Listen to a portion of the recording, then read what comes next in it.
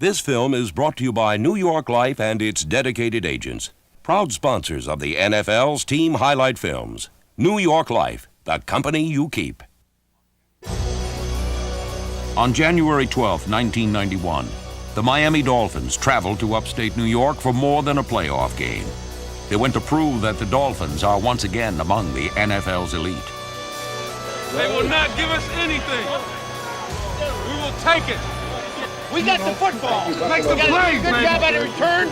Score in the drive, offense. Defense, we got to stop them. Stop them. Make the plays. Let's go. Play fake to Smith. Marino back to throw. Deep across the middle. It is caught by Duper. He's got to go. Truer words were never spoken, but the Dolphins didn't stop there, as the Dan Marino-led offense riddled the vaunted Bills defense all day long. Marino on 4th down and 5. Here's the snap. Marino in the shotgun. He goes deep downfield. It is caught. Down at the 5 and out of bounds. But it wasn't just Marino's arm which had the Bills on the run. And he's going to roll out and bootleg and run in for a touchdown. He walks in for the score. The Bills were fooled on that play.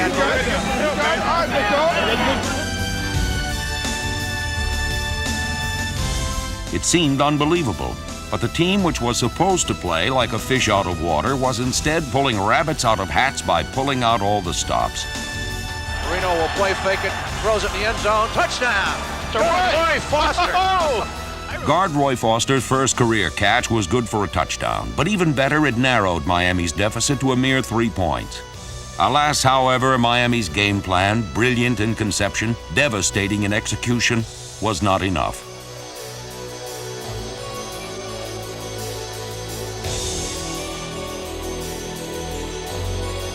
The defeat was not easy. It was also not without honor.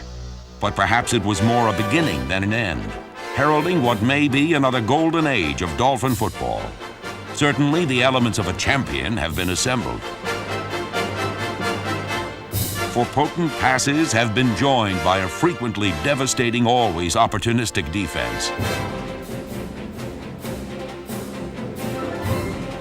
Back he goes to throw. Across the middle, intercepted. This might go for a touchdown. And a score for Kaye. Young stars rising to new heights, coupled with the unmatched acumen of Don Shula, the winningest active coach in the NFL, led Miami to 13 wins and 2 playoff games in 1990.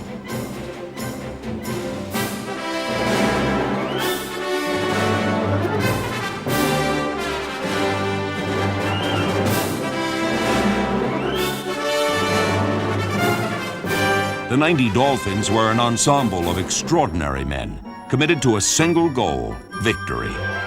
For the story of the Dolphins' silver season was the story of the tradition restored.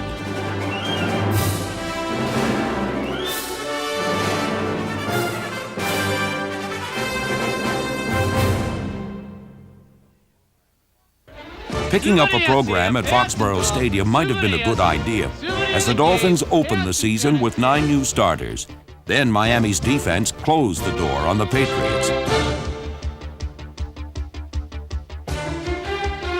Not to be outdone, some new faces on offense set out to make their marks. On the snap, deep drop, going deep, far side, man open, touchdown to Tony Martin. Still, the Dolphins trailed with under a minute to play when an old pro proved that these were a new breed of Dolphins. He looks, he throws. It is caught for a touchdown. Holy Toledo, what a grab. What a play. Was this team the real McCoy or simply wearing rose-colored glasses? The answer came in a Week 2 rout of the Buffalo Bills. In motion, here's Marino on a bootleg, runs to his left, throws a little pass. It is caught by Page. 5-2-1, touchdown.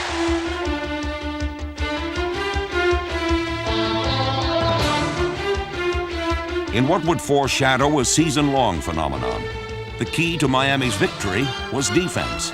By holding the potent Bills to an anemic 7 points, the Dolphins served notice to the rest of the NFL. This defense was good and would only get better. Defensively, they take a lot of pride. We used to have the no-name defense, and now you've got a bunch of guys out there, too, that are just working hard, and they've been the #1 defense in the league a majority of the season. But they really take a lot of pride in working together to attain these kind of goals. Achievement has never been a problem for John Offerdahl, number 56. Once again, he led the Dolphins in tackles. But numbers can't begin to measure what Offerdahl's leadership and big hits mean to the Dolphins' defense.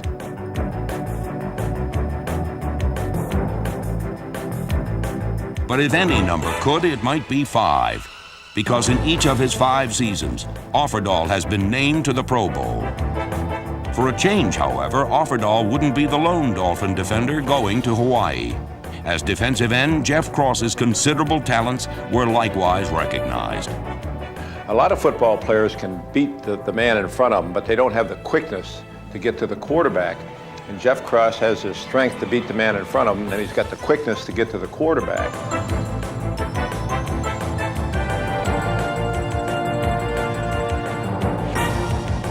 Cross coupled his cat-like quickness with dogged determination to record a team-high 11.5 sacks. But while Cross was new to celebrity, 5 of Cross's teammates on defense were just plain new. Their ability to assimilate the Dolphins' defensive scheme was a key to Dolphin defensive success. We have some new players on the defense that mixes well with the guys they had here from last year. And I think that they really have simplified the defense a lot, and they're just letting us play ball, going out, and the philosophy of the defense now is just go out and beat the man in front of you, and we'll come out ahead. As a Plan B free agent, Odom did a grade A job. But this defense didn't need to put all its eggs in one basket. Old pros like Hugh Green played with an unbridled desire while serving up seismic hits.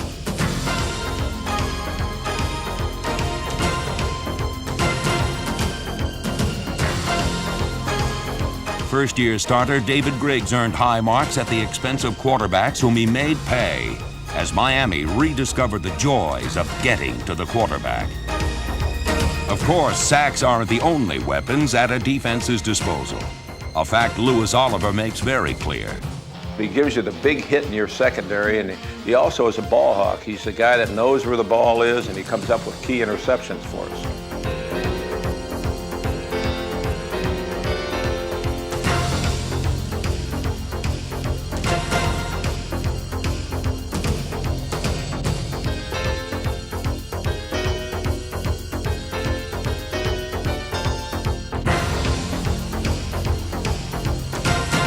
Strong safety Jarvis Williams is the other member of the B-2 Bombers, who has a knack for making big plays himself. He takes the quick drop, out pattern, it'll be intercepted.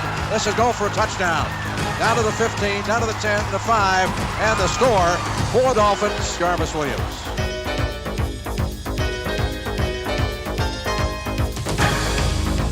At cornerback, first-year starter J.B. Brown's heads-up play and big hits were complemented by first-year Dolphin Tim McKyer, who led the Dolphins in passes defense. The maestro of this mayhem was defensive coordinator Tom Olivadotti. He's gone through years of turmoil and 8 and 8 and nothing better than average. But he stuck it through the tough times and believed in a lot of the players that are still here with this defense playing. So, I give him a lot of credit. Credit was due, because for a good portion of the season, the Dolphins were the #1 rated defense in the NFL. Don Shula directed his team to an awesome string of 6 consecutive victories using every resource imaginable, starting in Week 4 against the Steelers.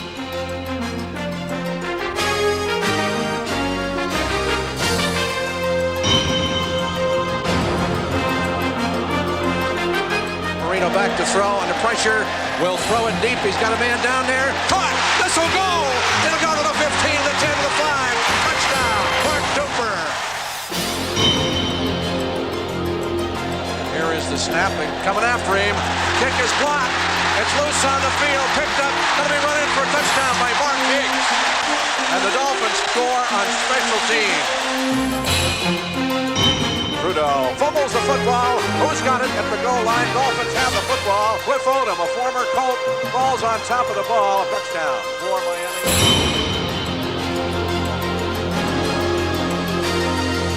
At the halfway point of the season, Miami was an incredible 7-1 and reigned alone atop the AFC East for the first time in 5 years.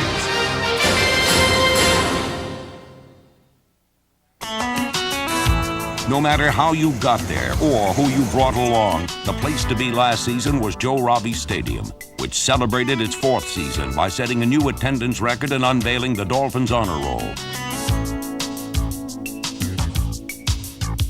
Joining inaugural inductee Joe Robbie were Hall of Famers Paul Warfield, Larry Zonka, Jim Langer, and Bob Greasy. Future Hall of Famer Dan Marino didn't have the time to bask in the spotlight that Monday night against the Raiders because he was simply trying to keep the winning streak alive.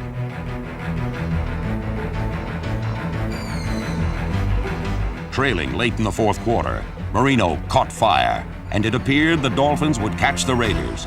But Miami let victory slip through its fingers.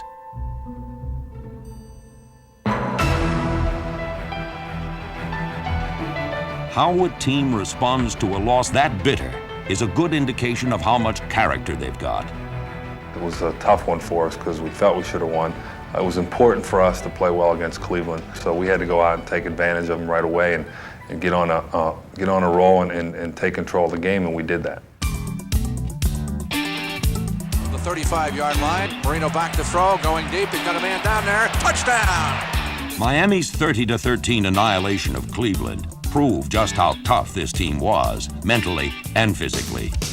But I felt going into the year that the one thing that we had to do was become more physical. We went into the draft with the idea of getting physical people. In our first 2 draft picks, we got about 600 pounds of physical people. Richmond Webb and Keith Sims were charged with the imposing responsibility of protecting Marino's blind side. He never had to worry. The beautiful thing about it is they're young guys and they have a great attitude and they want to win, and I think that they're really not awed by anybody they're playing. They feel that they can line up and play against anybody.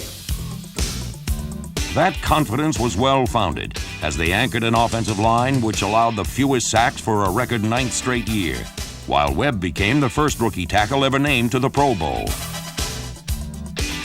The goal was better balance offensively, and we made a commitment to doing that. 2 years ago, we drafted Sammy Smith, and that was the first part of the commitment. And then drafting Webb and Sims was the follow-up of the commitment. Sammy Smith quickly proved he was as committed to the Dolphins as they were to him by gaining a career-high 159 yards on opening day against the Patriots. But Smith didn't stop there.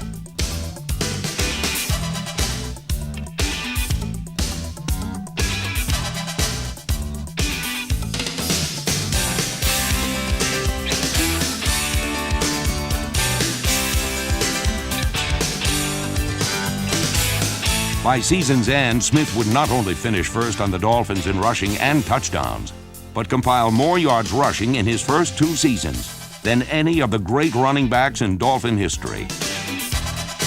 Smith has the potential to fill a page in the Miami record book. But in 1990, there was another page in the Dolphin backfield.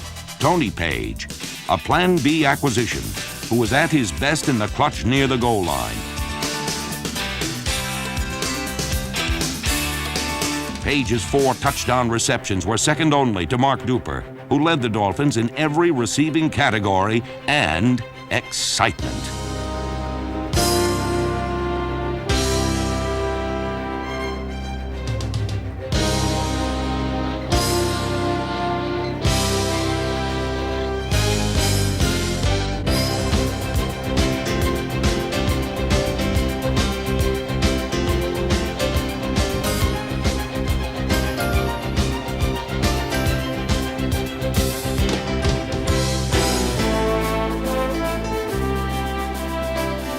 And despite missing 6 games due to injury, Mark Clayton could still be counted on to make the big play when given the opportunity.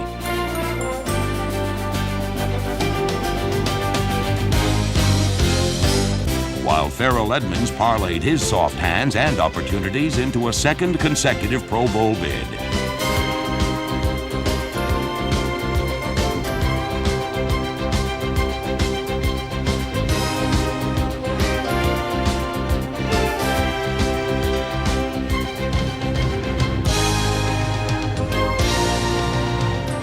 Aerial assaults in Miami are more than a passing fancy.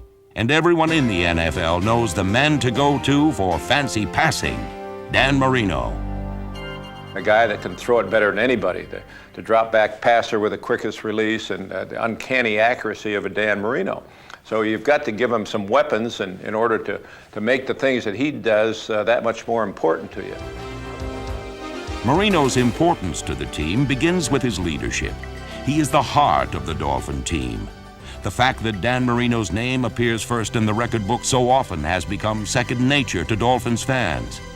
Among the all-time marks he set in 1990 were fewest games to reach 30,000 yards and 7 consecutive years of 3,000 or more yards.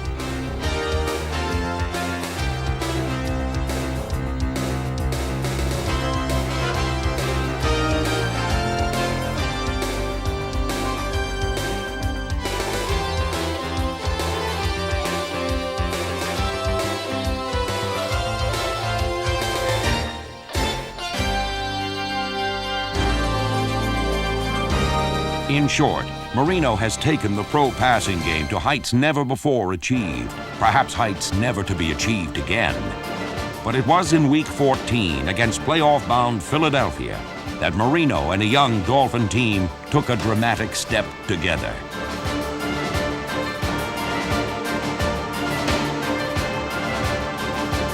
The Eagles matched the Dolphins score for score, but a determined Don Shula was confident that Marino's best was still at hand.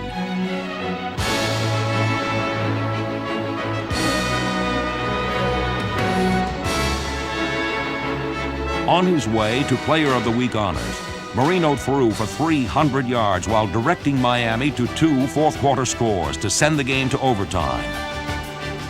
Marino back to throw. He's going to run for it.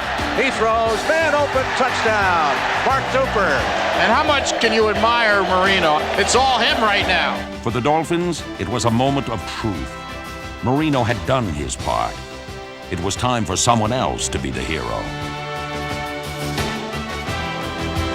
2:39 left to play in the overtime. If he makes it, the Dolphins win. Here's the snap. Set down. Kick is on its way. It is gone! Stoyanovich, the hero of the evening. That win did more than give Miami its 10th win. It transformed the Dolphins from a team which knew it could win to one which knew it would.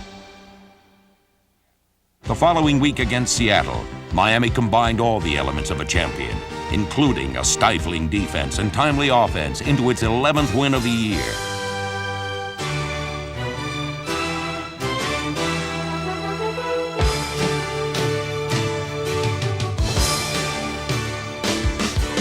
The final game of the regular season, the Dolphins completed their 3rd sweep of an AFC East opponent by defeating the Colts, thanks again to big plays on both sides of the ball.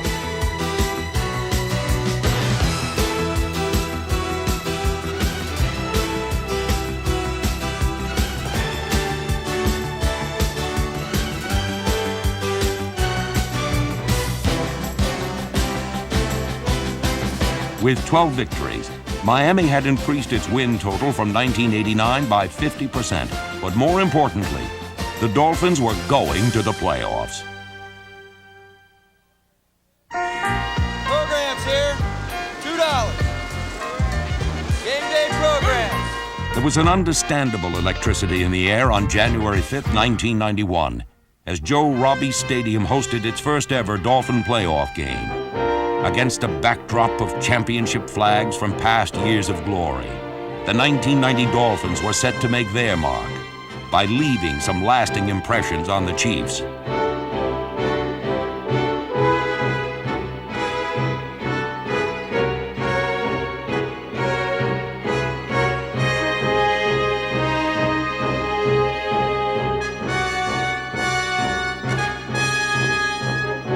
As it had all season, the Dolphin defense proved a headache to its opponents. But early on, it was the littlest Dolphin who struck the biggest blow. The hole, low snap, ball put down. The line drive kick is long enough. It is good.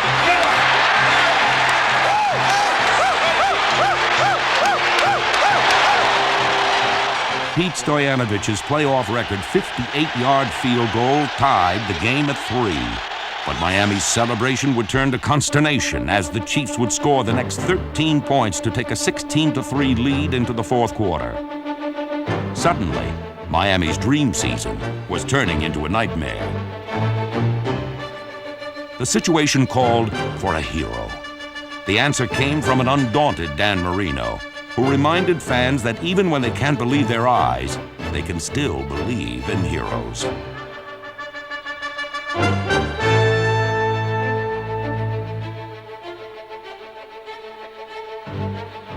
Marino looks to throw, passes, caught for a touchdown.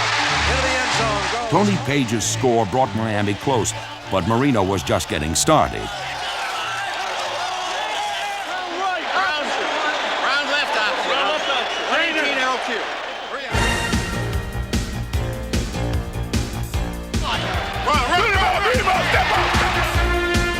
Marino back to throw, deep across the middle. It's complete to Edmonds at the 45, 50, down in through. It was Marino's 10th consecutive completion which appeared to finish the Chiefs. Marino on the snap, quick drop, goes out. It is knocked down. And caught! What a great catch over there by Clayton. He took it right off the hands of the defensive back. But Clayton came back for the ball and got it and held on to it and went into the end zone for the touchdown.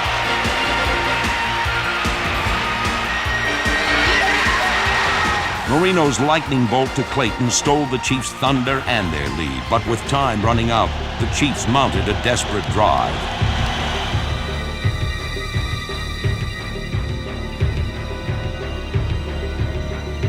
Christian Okoye's rumble put the Chiefs well within Nick Lowry's range, but a holding call brought the ball back, setting the stage for the season's most dramatic moment. Here's the snap. It is going to fall short. It falls short. Miami's final victory of its silver anniversary season was also its finest, proving that the Dolphins have regained the right to be included in a very short list of the NFL's elite teams. For the story of the 1990 Dolphins was the story of the tradition restored.